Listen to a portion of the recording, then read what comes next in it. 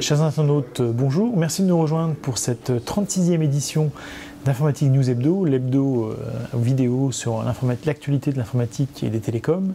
Et comme chaque semaine, je suis en compagnie de Guy Hervier, notre rédacteur en chef. Bonjour Guy. Bonjour Jean-François. Alors Guy, premier sujet, est-il possible de créer ou d'installer une Silicon Valley à la française?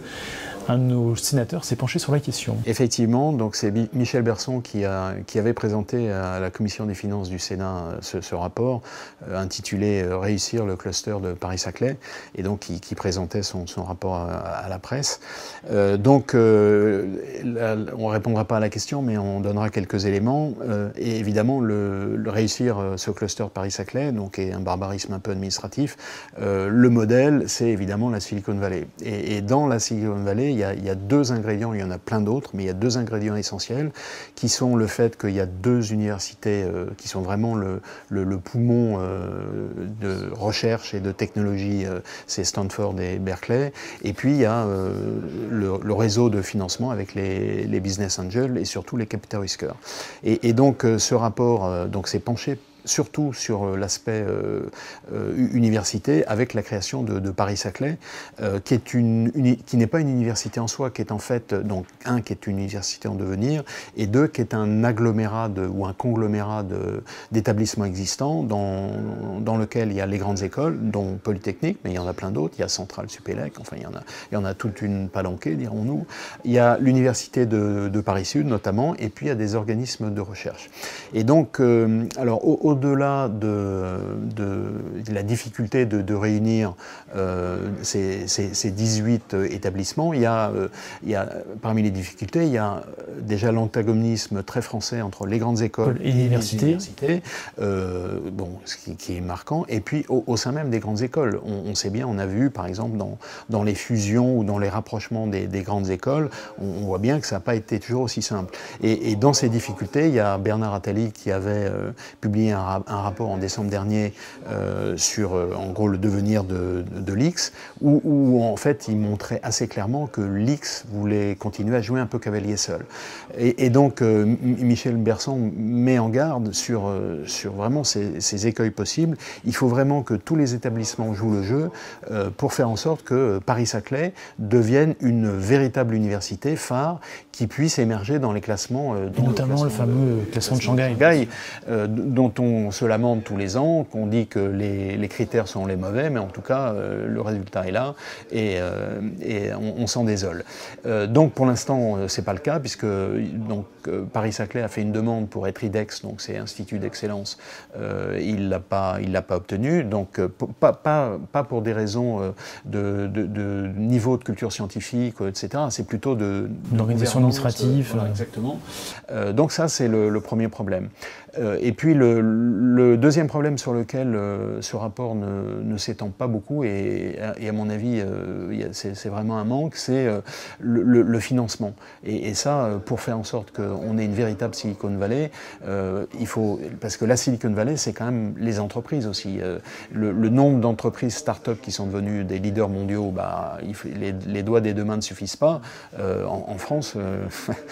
on est loin du compte, on va dire poliment. On est assez loin du compte, donc, et ces start-up, il faut les financer, il faut un réseau de capital risque qui n'existe pas, enfin en tout cas qui est très très loin de ce qui se passe dans la Silicon Valley. Donc le rapport est étonnamment absent sur ce point, sachant que Michel Berson a chiffré l'enveloppe budgétaire globale de ce projet, qui pour l'instant est à 4,5 milliards d'euros. Et sur ces 4,5 milliards, il y en a une très grande partie qui est liée à infrastructures, immobilier, bâti, etc. Et comme toujours, en France, on parle beaucoup de ces choses-là et pas vraiment des contenus. Et les contenus, c'est le financement et puis l'animation culturelle, scientifique, l'esprit d'entreprise et tout ça. Donc on gardera avec la question et on attendra un petit peu pour avoir la réponse.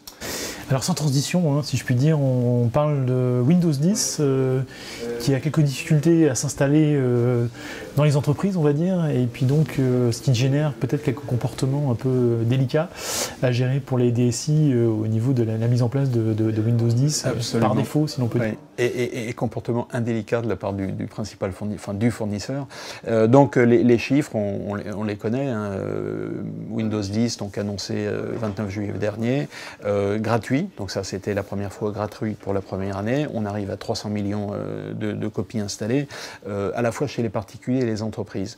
Sachant que les particuliers, eux, ils n'ont pas trop à choisir. C'est-à-dire quand ils achètent un nouveau matériel, il y a Windows 10 qui est dessus, sauf s'ils en font la demande. Enfin bon, on ne rentre pas là-dedans. Et donc le problème, c'est que c'est encore Windows 7. On mettra Windows 8 de côté parce que ça a été vraiment le gros raté de Microsoft. Windows 7, c'est encore un poste sur deux. Et donc Microsoft a mis un petit peu les bouchées doubles pour pousser les utilisateurs à installer Windows 10, sachant qu'il y en a beaucoup qui ne le souhaitent pas. Je dirais franchement que moi, par expérience, sans parler de mon cas personnel, mais c'est vrai que l'installation s'est bien passée, mais après, il y a eu quand même quelques petits embêtements. Donc pour forcer la main des utilisateurs, en fait, Microsoft a eu donc il a mis ça dans Windows Update. Il envoie une fenêtre en demandant, en prenant un rendez-vous. Donc l'utilisateur peut accepter ou refuser, et donc Microsoft reviendra à la charge un peu plus tard, sachant qu'après le 29 juillet, il faudra qu'il paye. Hein. Ce qui est comme un incentive assez puissant quand même. C'est sûr, c'est sans doute le plus puissant. Sachant que si vous avez Windows 7 et que ça marche bien, finalement, pourquoi passer à Windows 10 ? On peut se poser la question.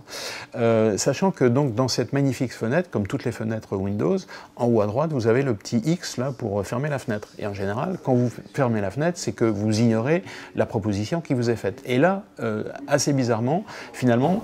ça revient à accepter... Exactement. Donc c'est un peu l'adage qu'on connaît, qui ne dit mot consent.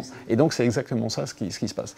Donc c'est une manière, on va dire un petit peu cavalière de Microsoft de pousser et faire en sorte que Windows 10 soit installé sur tous les postes de travail. Bon, évidemment, on comprend la motivation de Microsoft, ce serait beaucoup plus simple d'avoir... de gérer, des générations de différents OS, mais bon, les préoccupations de Microsoft ne sont pas nécessairement celles des utilisateurs. Donc surtout en entreprise. Surtout en entreprise.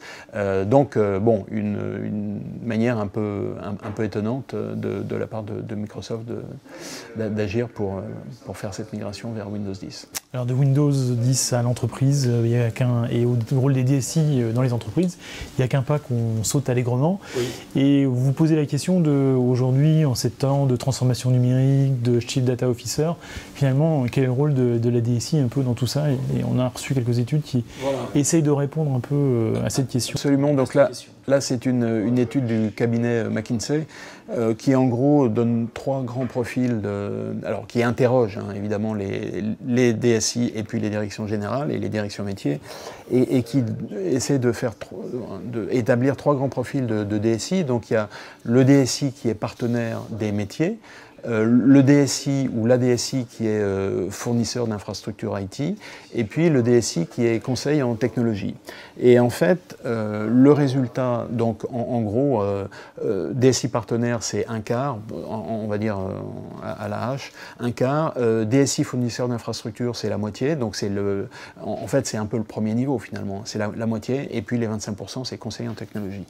Et le résultat, bon, c'est un peu tautologique, on va dire, mais enfin, malgré tout, il y a quand même une idée derrière, c'est les résultats, quand une DSI joue le rôle de véritable partenaire, ça veut dire quoi ? Ça veut dire qu'elle comprend la stratégie de l'entreprise, elle va voir les métiers, enfin il y a une interaction qui est très forte. Quand la DSI joue le rôle de partenaire, les résultats sont bons sur quasiment tous les critères. Des critères qui sont à la fois des critères liés à la stratégie de l'entreprise, mais des critères qui sont purement technologiques. Donc en gros, l'idée c'est de faire en sorte que ces DSI évoluent vers ce rôle de partenaire.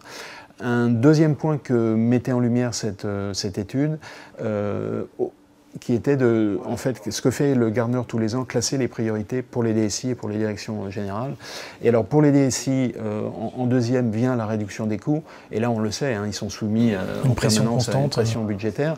À l'inverse, la direction générale s'en lave un peu les mains en disant que non, il n'y a pas de problème de réduction des coûts. Bon, évidemment, si vous faites des projets qui font gagner beaucoup d'argent, il n'y a pas de problème de budget, mais en tout cas, il faut bien lancer les choses. Donc là, il y a un petit hiatus de perception entre les choses qu'on avait déjà vues avec les études précédentes, mais qui est toujours d'actualité. Très bien, alors ça c'était pour la semaine passée. Pour la semaine à venir, on parle de Google qui s'oppose à une décision de la CNIL sur le droit à l'oubli mondialisé, qui a déposé un recours devant le Conseil d'État. Oui, alors effectivement, donc on se souvient en mars, la CNIL avait sanctionné Google pour la question dont on parle beaucoup en ce moment, c'est la question du déréférencement, c'est-à-dire en gros le droit à l'oubli, c'est-à-dire s'il y a quelque chose sur Internet, et évidemment il faut donner des raisons qui sont justifiées, on peut demander aux fournisseurs, donc là en l'occurrence c'est Google, mais ça peut être Facebook, ça peut être Twitter, ça peut être n'importe lequel des réseaux sociaux, d'effacer ces données parce que c'est un peu gênant, évidemment, si vous avez quelque chose de très négatif et que vous allez vous faire embaucher, c'est sûr que c'est pas très agréable. Donc Google, la CNIL a donc donné une amende de 100 000 € à Google, et là Google en gros a porté un recours parce que en fait elle conteste, elle est prête à s'exécuter au niveau européen, mais elle conteste le déréférencement au niveau mondial, c'est-à-dire en fait sur tous les points, etc., et dont le .com qui est le plus important, qui, je veux dire, on pourrait assimiler le .com aux États-Unis, mais en fait c'est le .com, ça vaut pour... Donc le fait de déréférencer sur .fr ou .de pour l'Allemagne, bon c'est bien, mais si vous êtes toujours sur .com, ça ne sert pas à grand-chose. Et donc le conflit là, il a été porté sur ce point, et on verra ce qui va en arriver. Bon, c'est en tout cas la position de Google est quand même assez discutable. Néanmoins, elle a quand même quelques moyens pour faire entendre sa voix. Donc c'est pour ça qu'on suivra ça avec beaucoup d'attention. Très bien. Et puis pour conclure, alors hommage, coup de gueule, on parle du procès, du méga procès, parce qu'on parle de 8 milliards de dollars de dommages entre Google et Oracle concernant le vol, en tout cas l'usage des API Java dans le cadre d'Android par Google. Oui, absolument. Alors, donc c'est une affaire qui est clairement déjà à quelques mois, et donc Google avait eu gain de cause. Donc ça veut dire qu'en gros, il avait, pour Android, il s'agit d'Android, pour Android, il a le droit d'utiliser les API Java, puisque bon, il y a beaucoup de développements qui sont faits dans ce domaine. Sauf que Google a utilisé les API, mais a réécrit beaucoup de choses. Et donc, en fait, Oracle, qui commençait à racheter Sun, conteste ce droit d'utilisation d'API, donc ce qui pose évidemment de nombreux problèmes, donc là, qui concerne Google et Oracle, parce que une question de gros sous, et qui concerne aussi l'utilisation des API et le modèle du logiciel libre. Et donc derrière ce conflit se posent toutes ces questions-là, qui est très important. Et donc là puisqu'on a parlé de Google dans le cas précédent, Google était un peu à l'offensive. Là, c'est lui qui est un peu sous les feux d'Oracle, dont on sait toute l'adhésion qu'il a pour tout ce qui est le logiciel libre. Et alors, dans la description de l'affaire, il y a un point qui était assez important. Il y a Jonathan Schwartz, qui est l'ancien patron de Sun, avant que ce soit racheté par Oracle, l'avocat d'Oracle, en fait, l'a présenté comme un faible, comme quelqu'un finalement qui ne savait pas gérer son entreprise, etc. Alors qu'en fait, Jonathan Schwartz avait dit dès le départ que sa déposition est très intéressante, que quand il était à la tête de Sun, il favorisait l'utilisation des API Java pour démultiplier le modèle et assurer sa diffusion. Donc on voit bien que Oracle a racheté Sun, mais n'a peut-être voulu pas prendre tout ce qu'il y avait dedans. On va dire que la vision n'est pas la même entre Oracle et Sun, oui, qui était à fond dans les logiciels libres pour le coup. Eh bien on va conclure là-dessus, et puis on vous remercie, et on remercie nos lecteurs de leur attention, et on vous propose de nous retrouver la semaine prochaine, même heure, même endroit. Merci, à bientôt.